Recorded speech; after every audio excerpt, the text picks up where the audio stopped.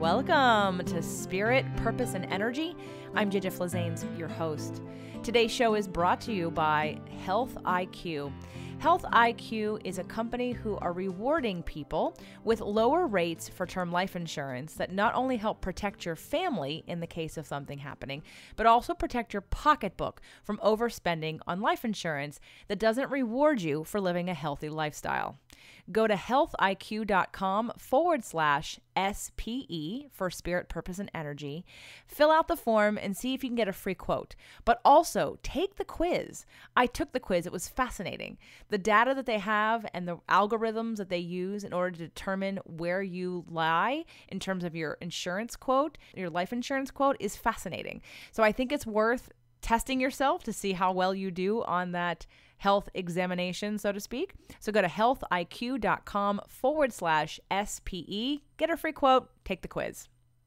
Another announcement that I want to make sure you all know, we are in the end of January, and coming up very soon is our 30-day challenge. It is a free 30-day challenge where we get together on Facebook in a Facebook group. You do have to register and you do have to be approved into the group. It is not an open group, but we spend time actually utilizing and practicing and holding each other accountable for doing the work we need to do to get our vibration high and clean so we can manifest that which we want and not let daily habits and patterns and traps and sabotages that we're used to get in the way. So if you're not already in the group, go over to jjflazanes.com, JJFLIZANES.com. Click on the free tools and resources and find the 30-day manifestation challenge. Sign up, sign in, request to be part of the Facebook group. We will let you in and we will start on February 1st. Today's show is Food for Life with Laila Ali.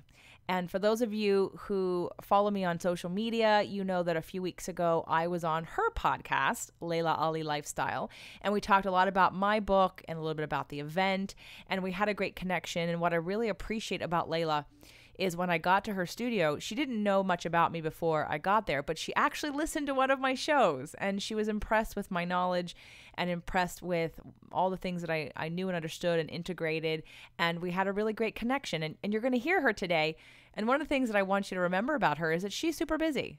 She's crazy busy. She's busier than me by far, yet this woman finds time and makes time to cook because she knows it's the cornerstone for a healthy family. So I'm not going to tell you too much more about the show before I share it right here, but just I want you to listen and really get that. So do we have excuses or do we have results?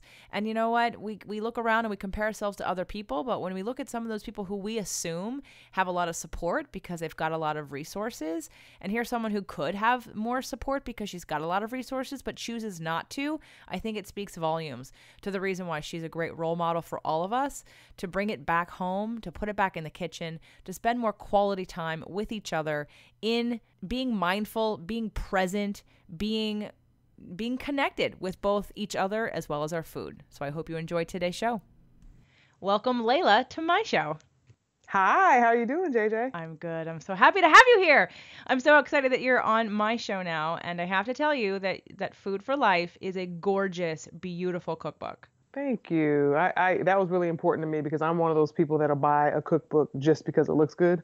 You know what I mean? And have it as something to look at. But I mean, if the recipes are good, that's even better. But well, thank you. Of course. Well, so the first step is obviously you have to look at the cookbook, and if it makes your mouth water and you want to make the things in it, that you can't get past that, right? If there's no pictures, if the pictures aren't good, then we've lost even the desire to necessarily try some of these unless you're making some crazy claim, like if you eat this, you're going to lose 20 pounds in a week or something, right?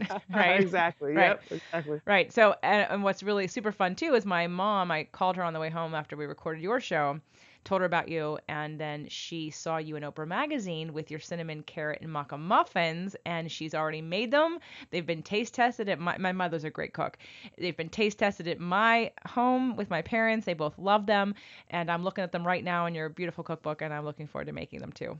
Oh, thank you. Tell your mom thanks for trying the recipe because normally I'm one of those people who will clip out recipes and then sometimes I just never even get to them. So I think it's cool that she already tried it. So, and thanks for the support. I appreciate Oh, it. yeah, you're welcome.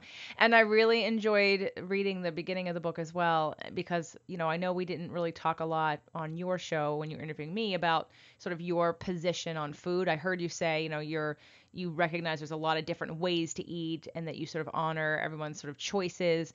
And so what I really appreciate about Food for Life is that you kind of incorporate a little bit of everything. And I think that minus vegans, although they could get some stuff out of this book because I see a lot of things made with beans and chickpeas and vegetables. So I think that it's really good for everybody, but especially for someone like me, I don't do dairy and I'm definitely gluten free. And a lot of times I try to be more paleo. I feel like all the recipes are easily adjustable to make it dairy free or paleo. And I love that all your desserts are gluten free. So that's fabulous. I know you said that you're not, but for someone who like me and the people who listen to my show are, it's great to be able to navigate around a cookbook that doesn't exclude you, that is so dependent on you having to use like one kind of thing, and especially when it comes to gluten-free flours or regular flour, that's a big deal for some people. So thank you for writing and putting this beautiful book together so that those of us with more specific food choices can still utilize your recipes and have it taste as just as amazing. Thank you so much. It was important to me because, like you said, I am aware that different people eat different ways, and some that changes a lot. I know it does with me. I try different things. Haven't gone vegan yet, but vegan is totally different lifestyle, and I've seen some really amazing books coming out on vegan recipes. So I'll let them have that lane. You can't please everybody, Right. So I have to stay true to my style of cooking. But yes, I think it is there are a lot of recipes that are interchangeable and easy just to take out the meat or take out the dairy or whatever. So thanks for noticing that. Yeah, absolutely. Well, because as we just talked about, the first order when you're looking at a cookbook, you're looking at the pictures, and you're Yeah, looking at the name of what it is, and you're saying, would I make that? Would I eat that? Do I want that? And I'm already excited about making your secret white sauce. That is fabulous. I can't wait to play with that. And I saw a couple other things in here that I was like, oh, I want to make that soon. I want to try that out because I didn't think of that. Huh?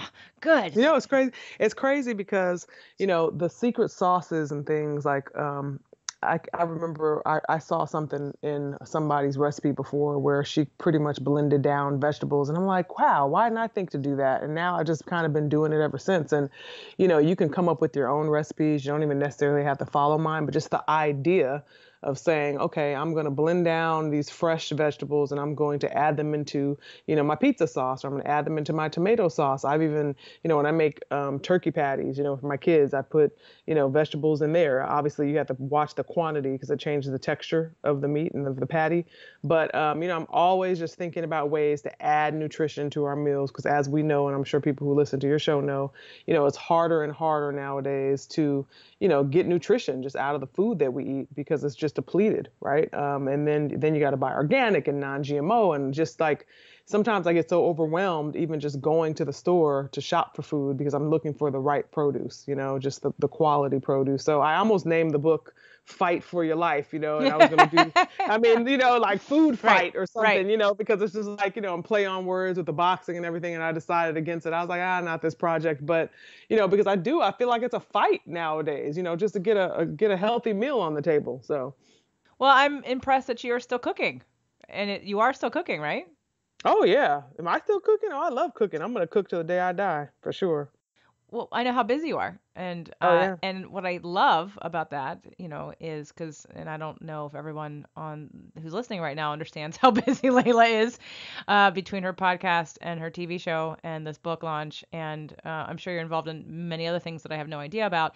But, the fact that you're still cooking, like, I love that. I think, if nothing else, besides everyone needs to go out and buy Food for Life, you represent that you're doing it and you're doing it yourself, right? You don't have a chef. Oh yeah. You're No, cooking for sure. yourself. I don't have a chef, and I'm doing the damn dishes afterwards. That's the part I don't like. I'm like, after I shoot my little Instagram videos and everything, I'm like, yeah, I should shoot this. Show them me cleaning all this crap up now. But No, I live a very normal life, and obviously that's something that I've chosen for myself. I grew up with cooks and nannies and chauffeurs and things like that, growing up with my father being Muhammad Ali and my parents traveling all the time, and those are the choices that they made. And obviously, as a child, it had an effect on me. I wouldn't swap my life out for anyone else's because everything I've been through has made me who I am today. But that's why cooking is so important to me because I wish I had it growing up. I wish I could um, have the order in my house where I come home from school. I know I'm gonna do my homework. My mom's gonna be in the kitchen cooking. I'm gonna get a good meal.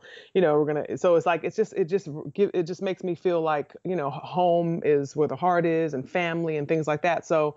If it was just me, then probably I'd find a couple of takeout places every once in a while, because I do get busy and I do get tired that actually offer the type of food that I eat. But then what keeps me from doing that is just my commitment to, my children and my husband and my family and making sure that they know what to expect and that they can count on me. So, it's a whole big picture because trust me, there are days though when I'm like, okay, you know what, guys, we're just going to order out because, I think rest and sleep and being rested is just as important. So it's just about balance and having your priorities in order. But yeah, it's definitely a part of a bigger picture cooking for me. So Well, and I think that that role model that you're being is important for us to know because how many services, not that, and I eat out and I order in, I do those kinds of things as well, but I do cook. Like yesterday, I made my vegetable soup. In fact, for my event last week, I cooked.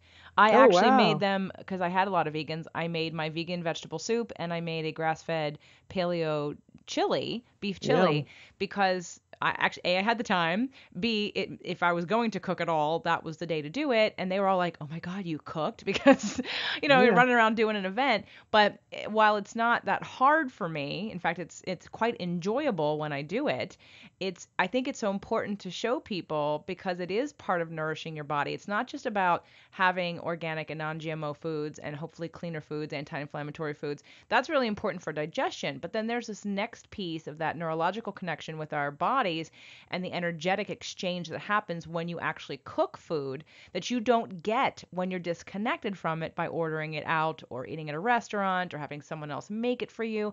Like there's a slowing down that we so desperately need that most people are making excuse and saying, no, I can't do that. No, I can't do that. And I'm here to tell you, okay, Laila Ali is doing Yeah. it. And if We can she, do, yeah, we can do what we want to do, JJ. That's how I feel about it. So it's like, don't get me wrong, there's people who are super, super busy and it's just like, they're tired, they're overworked, they're stressed, whatever, whatever the situation is. And then they're like, okay, those people I can understand some of the excuses a little bit more, but a lot of people have a lot more time to do certain things they just don't want to do, so they push them out. And we were talking about the energy in the food, and not only are you not connected to the food and putting your own energy into the food, you're actually eating other people's energy. Like when you're going right? out, you don't know who's in the back of that kitchen, what they're going through, and what kind of energy they're putting into your food. So that's one thing, you just really don't know what's in your food, and I mean that in every sense of the statement.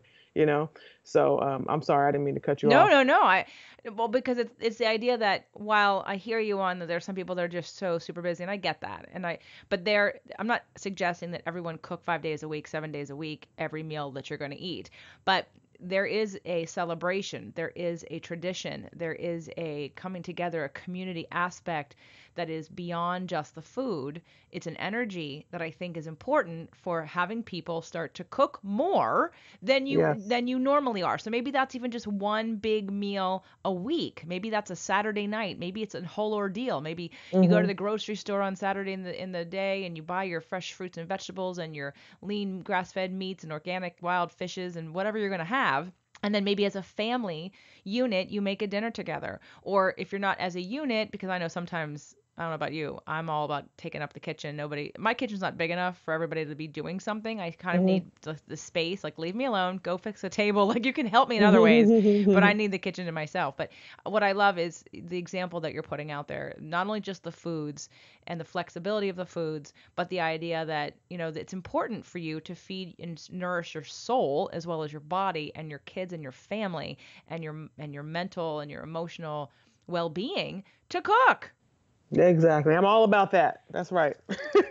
So let's go back because I want people to know. So the beginning of the book, you started to talk about how you got into the love of cooking, and it was because you had a cook, right? And was it because of the meals that were made there, or was it because of the positive impact that had on you, or did you just feel like, oh man, I really want to get in there and play? I mean, I know you had to make your own stuff once you sort of moved away. Your parents split up, right? And you learned how to make eggs, I think you said, and something else, and you just sort of figured it out. So tell us that story.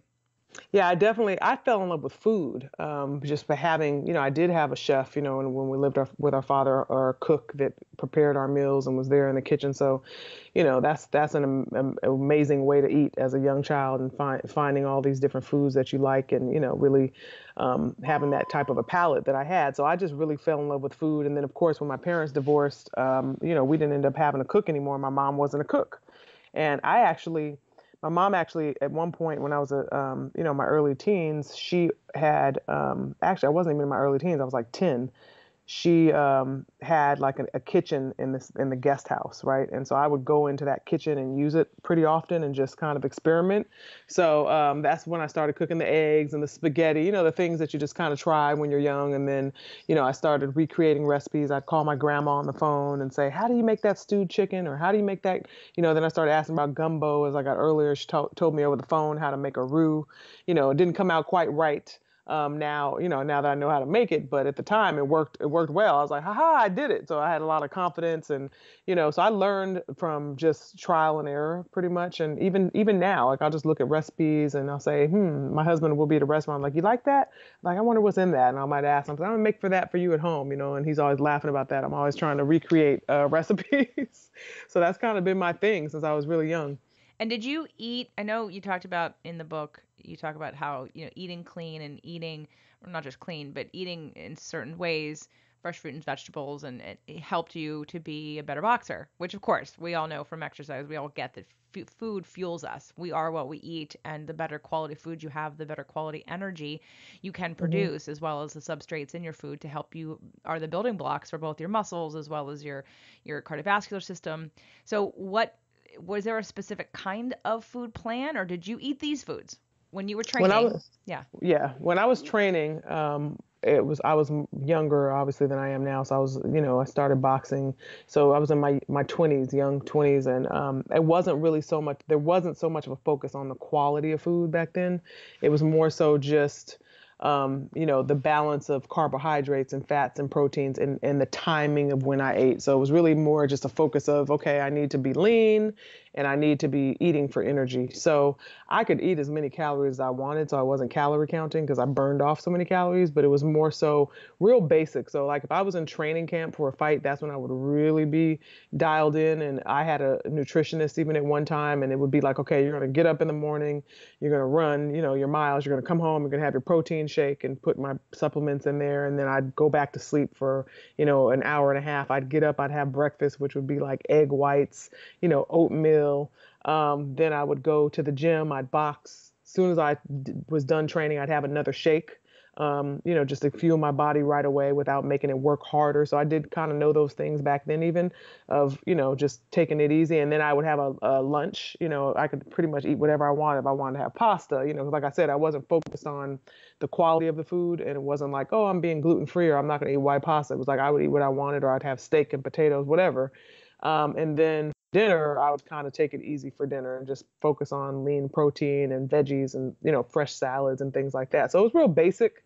It wasn't until I got older, had children, and really started doing research on what was the best, when I started thinking about, breastfeeding and how important that was. And then you go from one article to the next, and you start reading and doing research, and you learn about the non-GMO and organic and all the crap that's in a lot of the products, and how important it is to nurture your children, from a young age. And even while I was pregnant, like, what's the best way to eat for my baby? Because a lot of people think, oh, I'm pregnant, I can eat whatever I want. And they start eating all this junk and all this crap. And it's like, that is what you're forming the, human inside of your body with. So that's when I really, started focusing was like when I was pregnant. And then I also just was like, I'm not going to just get sloppy and gain all this weight that's going to be hard to get off. So, it was a mixture of things. And that's when I really became more educated. And I'm still learning today. I mean, obviously, I don't know everything. And then the information, as you know, is always changing. So for me, I kind of go with my own smarts and my intuition along with the information that I get. I don't just take it for what it is and say, oh, that's what I'm going to do because that person said it, or this, experiment said it. It's like I kind of do what feels right for my body. Yeah. And that's what's important for all of us. I mean, nutrition has to be customized. And I would definitely never rule out trying something. I mean, I know you talked about in the book different kinds of diets and different kind of ways of eating. And while I do some of those, I do recommend people play with and eliminate things for a little while, see how your digestion is, add them back in, see what happens, because you can definitely get some blood work done. You can do a saliva test and figure out if you've got some sensitivities, but our bodies are changing. And so you want to just see that you're eating what your body is digesting well. And, so I'm scrolling through the book. And the baked zucchini fries.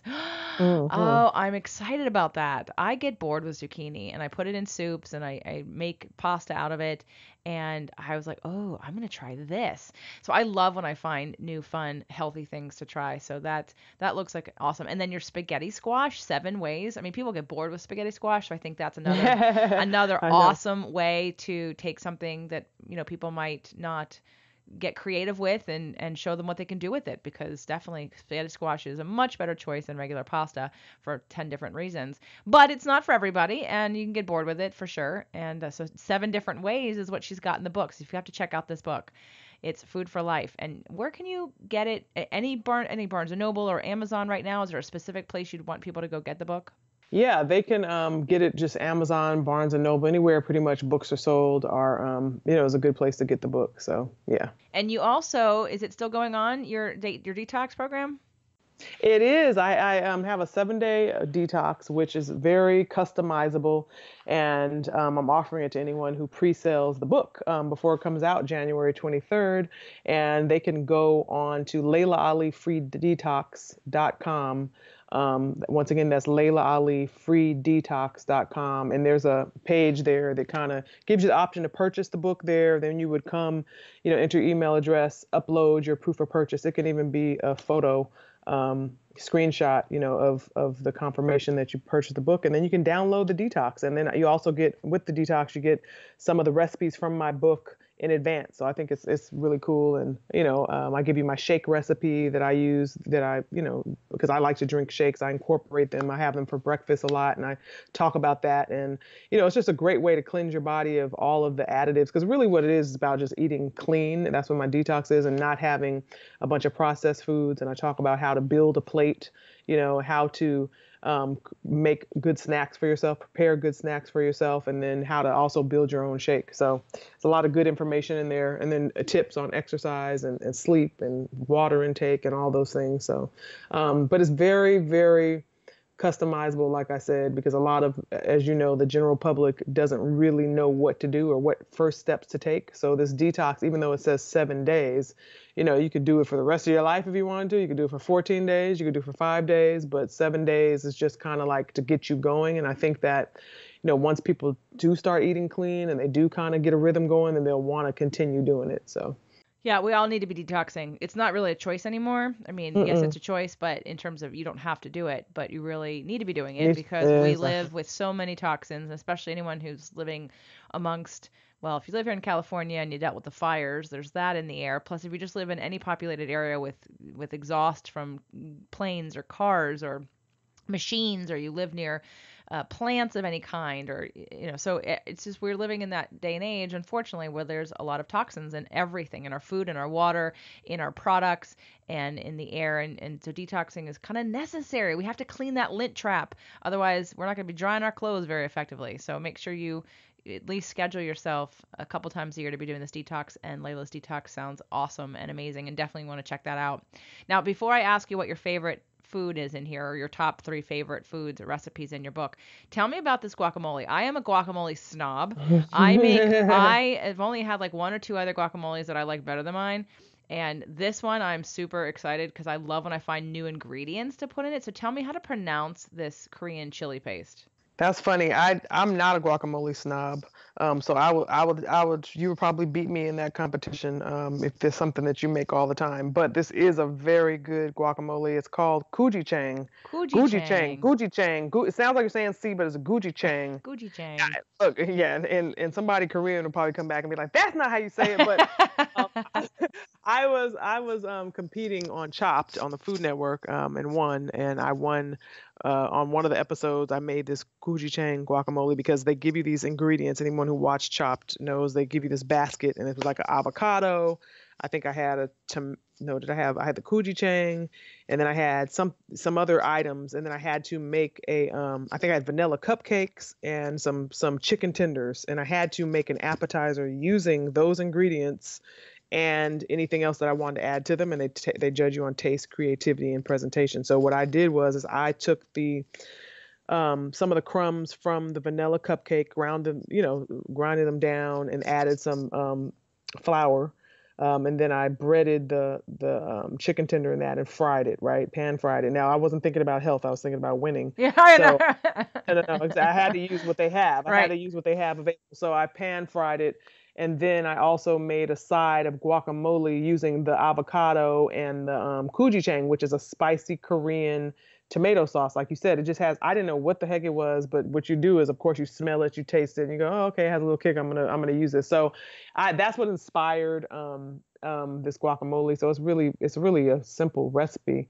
Actually, I'm gonna go on Rachel Ray and make that recipe to go with my loaded turkey tacos. So it's gonna be fun. But yeah, Can you should I can definitely I try it. come? I want to try it. When are you doing All right, it? right. I want to try it. Well, because I love chilies. When I got introduced to I've only been to Chicago once, and it was years ago. And I had this chili oil at this Italian restaurant. There's amazing gluten-free pizza, and the owner, it was late at night. My husband and I had just gotten there, probably like 8:30, and not too busy. And the owner came over and he said, "Would you like some chili sauce, chili oil?" And we like spicy things, so we're like, "Sure." And it was the most amazing chili oil ever. And from that moment on, I've become like a pepper connoisseur. Like I love jerk anything jerk from Jamaica, right? But you can only use Hmm. Scotch bonnet peppers really for jerk. That you really shouldn't be using habanero. It's Scotch bonnet peppers. So now I'm into this. I've learned all about these chilies. So when I saw this guacamole and I see Korean chili paste, it's a new chili I've not tried. Oh my goodness, I need to try it.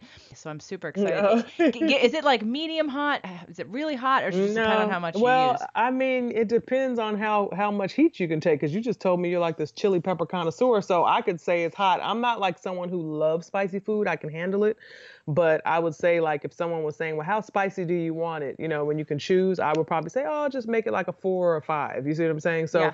I would say this would be probably like a 8. Oh. Yeah. Yeah. So it's pretty spicy. You don't need a whole lot of it for sure. Oh, I'm so excited to try it. Okay, so Yeah, check it out. tell me what your top recipes are in here. What your favorite things that you make that you love. Oh man, I would say my favorite things that I make on a regular basis would definitely be my oven fried chicken wings, because it's a family favorite. Plus, I love them.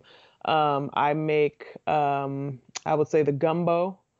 Oh my God, there's so many. And then we got the stewed chicken. Those are things like I've been making for so long that they've kind of become like, like I could just make them with my eyes closed, half sleep kind of thing. But people love them. Like I get calls all the time from friends like, how do you make that again on the phone? And then there's a lot of other recipes in there that I love, that I've come to love, because with the cookbook, I had a lot of recipes, but I didn't have enough to fill up this entire cookbook. So the writer in me, Lita Shintab, who's amazing, we created some of the recipes together. Some of them it was just kind of like, um, I want to make a version of sakatumi cake. And she's like, well, what's that? And then she'd look up sakatumi cake. And I'm like, I've never made it. I don't really bake. So I got, the recipes were definitely, most Lita's creations and with my input. But we made the sakatumi cake. We made it gluten free. so sometimes I would just have inspiration and say, let's do something with some Napa cabbage and some beef, and let's use some of these seasonings. And she's the actual recipe writer, so recipe writing in itself is an art. It's like I can cook all day long, but writing a recipe and like actually getting a book done, I would have never got it done without having her as a partner, because she's so organized, and so it made it so much easier. And even with it being easier, it was still tough. So, so I have so much respect now for people, that have done like so many cookbooks, because it's a lot of work. But yeah, I think every recipe in the book is really, really good. But the ones that I've been cooking forever, are the ones that would definitely be my favorite. But those would be probably my top three. And then my greens. I love my greens, and I call them West Coast Southern greens because, they're made in a healthier way than you would actually get them down south with ham hock and all of that in them. I don't have the ham hock in mind. I'm saying down south. Right. Yeah. Right. No, I'm looking at your secret white sauce. What would you put your secret white sauce on? I see that you could put it on the zucchini. But what else would you? And for those of you that you need to get this book. But you can make it vegan and you can make it not vegan, but it's dairy free, but it's creamy, and I love all that. I love anything that looks like it's supposed to be dairy or creamy or full of extra calories that it doesn't have. And this one is actually quite clean. It's made with vegetables. So what would you put it on? I would put it on anything pretty much that you can sneak it into. So I've used it in my mac and cheese. I've used it in different pasta sauces that I made for the kids. Sometimes I'll make like a quinoa rice bake. I'll put it in there with some cheese, so it's not dairy free anymore. But I mean, pretty much anything. I think it really just comes down to, the amount that you use. So, yeah. And I've even seasoned it up more and just made it like kind of like a dip. So there's just different ways that you can do it. I've actually made some like cream spinach with it before. So it's good. I mean, but I'm one of those people that, like, when I cook, it's not always about the presentation. It's kind of just about how can I get the food. Like, if I'm cooking for myself, I'm not cooking for anyone, any friends or anything coming over. Then that's when I really get creative with what I use the sauces for and things like that. So yeah, no, I'm like you. I can cook all day making a recipe. So if anyone has seen my show, I don't give you exact amounts because I don't do exact amounts. I do it to taste, right? So putting a cookbook together is a lot of work because you do need to give people some kind of place to start. You can't just say, here, put a little bit of this and a little bit of that. They're like, what's a little bit? Is it a tablespoon? Is it a teaspoon? And they do. They want to know. Like, I couldn't tell you right now. I don't have the book in front of me, and I couldn't even tell you exact amounts or anything that are in that white sauce because, like I said, I had to sit there with Lita and make it into an actual recipe. And it was hard because you commit, like, you're like, oh, it's written, it's down, that's what it is, and it's like, when I cook differently. Like, because sometimes produce is different, or the meat tastes different, and you might need a little bit of this or a little bit of that. So that's why I try to always in my recipes say season to taste, because another thing that was hard for me was I like a lot of seasoning. So sometimes we would be testing recipes. I'm like, no, it needs more salt. It needs more of this. She's like, Laila, no, you got to back off, because some people don't want that much salt. And I'm like, oh, but what about the people who want to make it the exact same way I make it? So it was just like, because I don't want them tasting to be like, oh, this doesn't taste right. And it's just like, so that was hard for me as well. So it's just like, it's never exactly the same. So you kind of have to always feel it out and kind of don't be afraid to make changes here and there, to the recipe. Absolutely. I did a recipe for KDK in Pittsburgh. I was on back in September for it's a vegan cheese, but it's a nacho cheese, but it's not cheese. It's made with nuts and vegetables. And because they wanted to put the recipe up on the TV and on their website. And of course, I didn't have a recipe. So I'm like up trying to like taste and measure and measure and make a recipe, right? And just like you said, sometimes produce is different, and sometimes your olive oils are different. And sometimes, you might want a little bit more salt, or you want a little bit more lemon juice or whatever. And so it's hard because if people make exactly what you do and then they go, oh, well, I didn't love it. Well, then you don't scrap the whole thing. You play with it. There has to be a little bit of that creativity and art in cooking where the recipe becomes what you use. It's where you start. But you have to season to taste because everybody's tastes are individual, and sometimes it's just a little tweak that can make all the difference. So definitely people play with your food. Take it from Laila, take it from me. Be in your kitchen, buy this book, make her recipes. And then if you want a little bit more salt, know that she'd be approving of you because she was told not to put so much in because of for, the scare that we all think we have with salt. I'm going to do a show about salt because some of it's BS. But anyway, I digress because some of that salt conversation really is about inflammation, and salt's not what's causing the inflammation. It's some of the other foods that we're eating. So it's a beautiful, gorgeous book. Now, I know that I have a lot of listeners all over the world, but for the ones that are local, I know you're doing a couple different book signings. You want to tell us where those are? Yeah, so right now I have 3 book signings scheduled. One of them is in New York City. It's on January 23rd at 6 p.m. at Barnes & Noble Tribeca on 97 Warren Street. I'm doing another one at Bookends, which is in New Jersey on Wednesday the 24th at 6 p.m. And then I'm doing the Barnes & Noble at the Grove in Los Angeles, and that one is on the 31st of January at 7 p.m. Okay, I'm going to see you there. I'm going to come get my book signed by you on Wednesday, January 31st at the Grove. You said 7 o'clock? Yep, 7 o'clock. Awesome. And we can buy the books there, obviously, to have you sign them, or do you want people to purchase the book beforehand and bring it with them? I think either or. I think that if you're one of those people who wants to have it in hand and get right on in line, then do so. Because I think there's going to be a big outcome as far as just people showing up. So I'm looking forward to it. But yeah, either way, just get the book and I'm going to sign it so we can take pictures together and all that. Excellent. So what's next for you after this book is out and everyone's cooking Laila's food for life? What's next for you? I'll be right back, probably shooting the next season of Homemade Simple, which is a show I host on Oprah's network OWN.